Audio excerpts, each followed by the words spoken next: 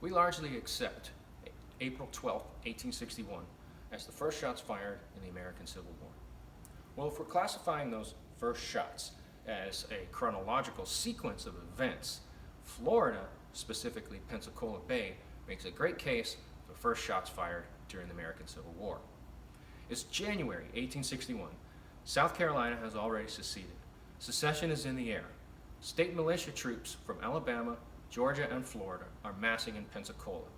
Pensacola is a strategic outpost where Union held fortifications: Fort Barrancas on the mainland, Fort Pickens on Santa Rosa Island, and Fort McCree at the end of Perdido Key, form concentric circles that are able to defend the harbor from any sort of seaborne invasion. Well, the invasion is coming over land, and Union Artillery Lieutenant Adam Slemmer gets the notion that he needs to evacuate the land-based forts. Here's a photo of Fort McCree, rather an artist's rendering. The fort was later pounded into submission.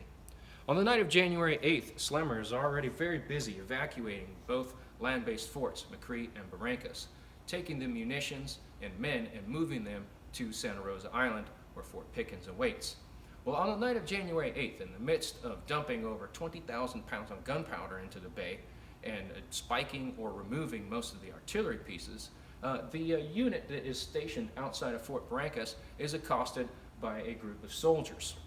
These turn out to be Alabama militia troops, and there are shots fired on the night of January 8th. Colonel J.H. Gilman, in charge, writes of the account that the party was fired upon by the guard and ran in the direction of Warrington, that being the naval yard, their footsteps resounding on the plank walk as the long roll ceased and our company started for the fort at a double quick.